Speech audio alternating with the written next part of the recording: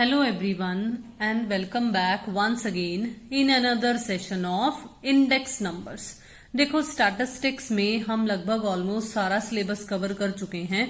हमारे पास सिर्फ एक ये इंडेक्स नंबर का टॉपिक लेफ्ट है जिसमें हम कुछ थ्योरेटिकल पोर्शंस को कवर कर चुके हैं और आज की जो हमारी वीडियो रहेगी वो प्रैक्टिकल या मैं कहूंगी कि न्यूमेरिकल कंसेप्ट्स से रिलेटेड होगी, जो कि आपको पता चल रहा है कि this is related with the construction of index numbers. ठीक है, तो देखो दो तरह से हम कंस्ट्रक्शन ऑफ इंडेक्स नंबर्स कर सकते हैं।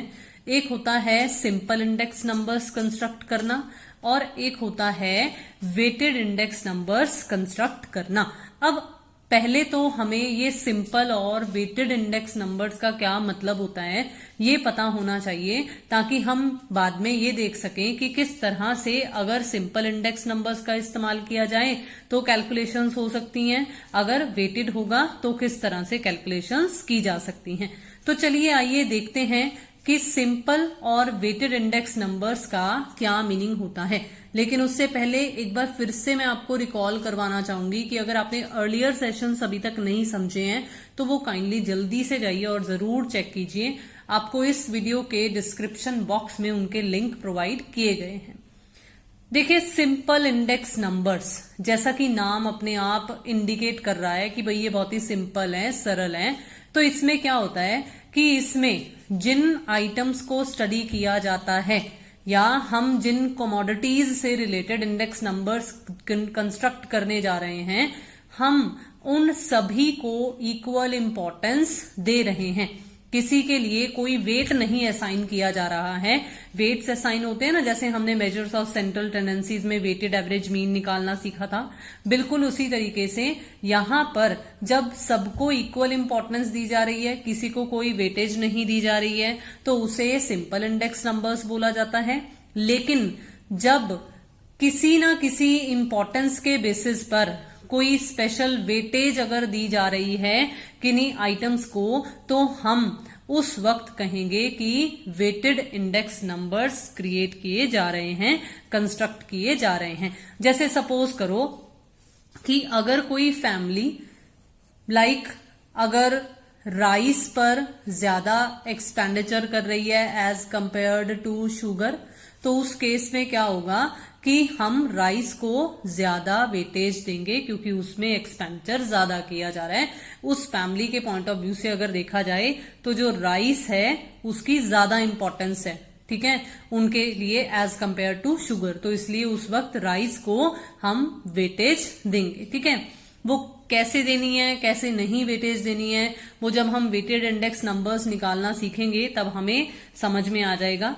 आज का जो हमारा सेशन रहेगा उसमें हम सिंपल इंडेक्स नंबर्स को ही कवर करेंगे और देखते हैं कि सिंपल इंडेक्स नंबर्स बनाने के लिए हमारे पास कौन से मेथड्स हमें बता रखे हैं। देखो there are two methods of constructing simple index numbers. बहुत ही सिंपल और बहुत ही आसान है। देखो सबसे पहला जो मेथड है वो है सिंपल एग्रीगेटिव मेथड, यानी कि सरल समूहीकरण विधि। देखो एग्रीगेट का मतलब क्या होता है, जोड़, है ना।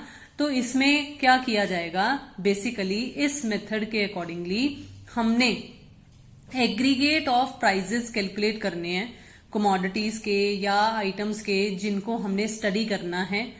कौन से साल वाले, ऑफ करंट ईयर, एंड इन्हें डिवाइड करना है। किससे डिवाइड करना है, by the aggregates of the prices of the commodities of the base year। देखो वेरी फर्स्ट सेशन जो मैंने आपको इंडेक्स नंबर्स का प्रोवाइड किया था, मैंने आपको उसी वक्त क्लियर कर दिया था कि ये करंट ईयर क्या होता है, ये बेस ईयर क्या होता है।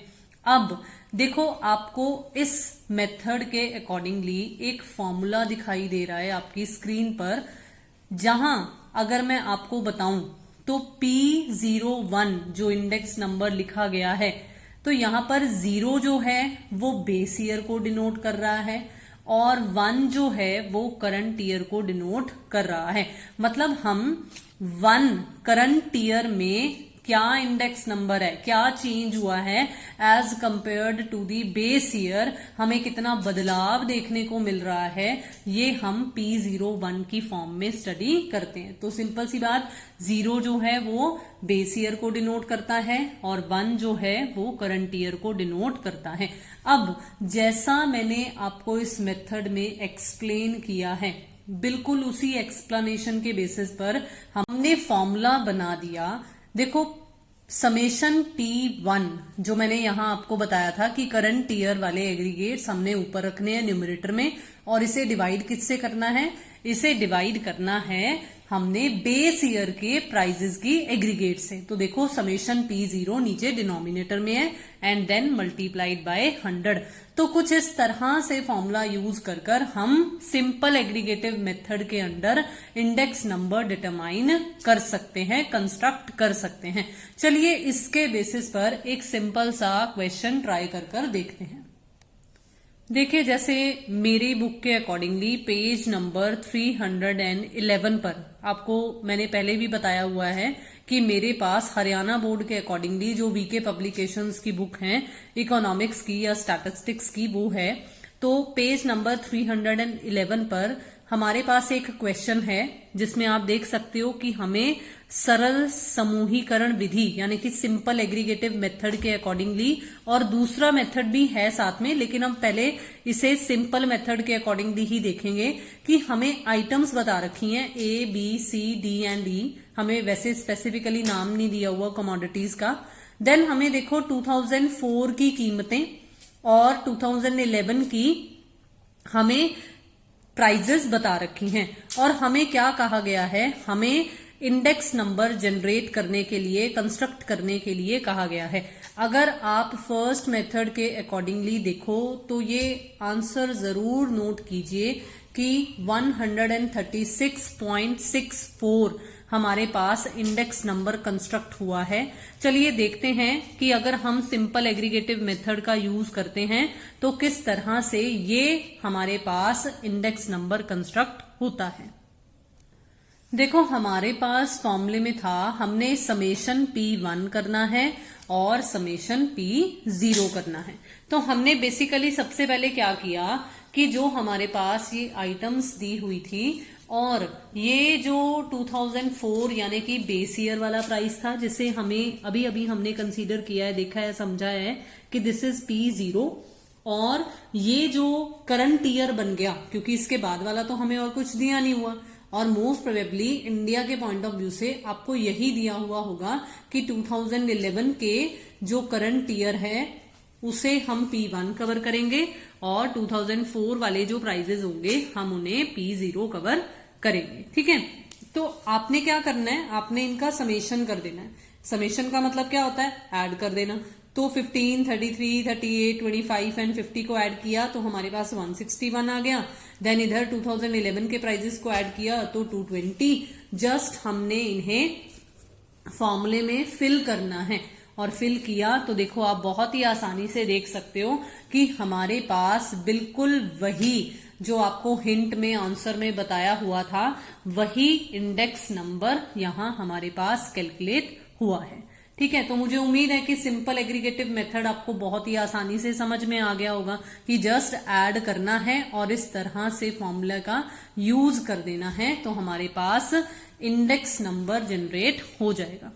चलिए अब देखते हैं अगर सिंपल इंडेक्स नंबर्स के केस में ही दूसरा मेथड हमने यूज करना हो तो वो दूसरा मेथड कौन सा है। देखो दूसरा मेथड है simple average of price relatives method. Simple average, simple average का मतलब क्या होता है कि सिंपली हमने मीन निकालनी है, एवरेज निकालनी है, मतलब यही बना। किसकी निकालनी है मीन?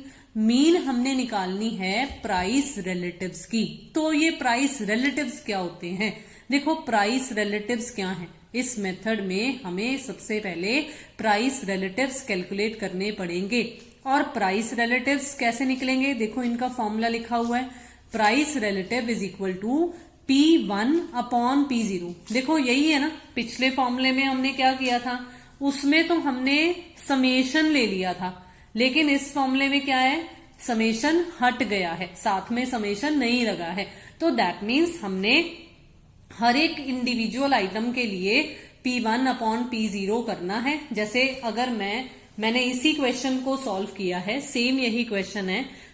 ए के लिए आप क्या करोगे, ये रहा P1, ये रहा P0, तो 30 डिवाइडेड बाय 15 मल्टीप्लाई बाय 100, ये ए का प्राइस रिलेटिव निकल आएगा। बिल्कुल इसी तरीके से अगर बी के लिए निकालोगे प्राइस रिलेटिव, तो P1 upon P0 multiply by 100, वो बी के पॉइंट ऑफ व्यू से प्राइस रिलेटिव निकल आएगा। बिल्कुल इसी तरीके से हमने सभी कमोडिटीज के लिए प्राइस रिलेटिव्स निकाल लेने हैं। निकालने के बाद देखो, जैसा नाम है फॉर्मूले में सिंपल एवरेज, तो सिंपल एवरेज कैलकुलेट कर दो, तो प्राइस इंडेक्स नंबर किसके बराबर आ जाएगा, प्राइस इंडेक्स नंबर जिसको हम P01 से डिनोट कर रहे हैं, वो आ जाएगा इन प्राइस रिलेटिव्स की क्या आ जाएगी, एवरेज। अब एवरेज के लिए क्या होगा, एवरेज हम निकालते हैं तो हम नीचे नंबर ऑफ आइटम्स लिखते होते हैं ना, ऐसा ही होता है ना, sum of the items divided by the number of items. तो जितनी नंबर ऑफ आइटम्स होंगी उनके लिए यहां एन में लिखा आ जाएगा वो नंबर ऑफ आइटम्स, और इस तरह से हम सिंपली एवरेज कैलकुलेट कर देंगे।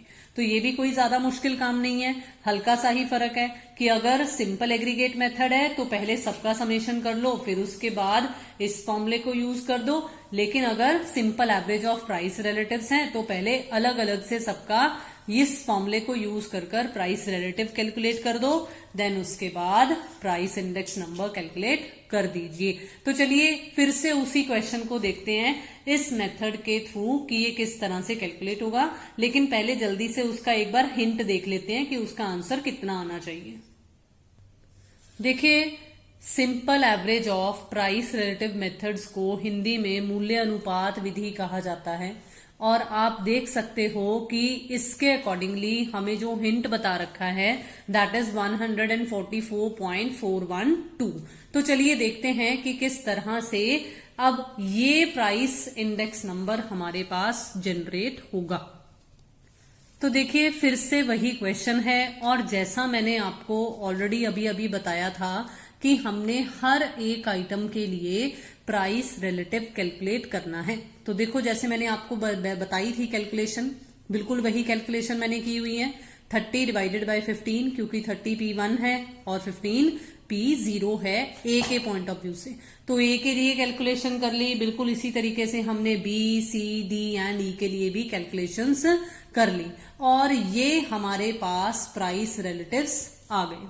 देन उसके बाद हमने क्या करना है, हमने जस्ट इस फॉर्मूले को यूज करना है। देखो, अगर आप अपनी बुक्स में देखोगे ना तो आपको फॉर्मूला जो है वो कुछ इस तरह से लिखा हुआ मिलेगा कि समेशन, देन एक ब्रैकेट सी देखने को मिलेगी, P1 upon P0 multiply by 100 upon n।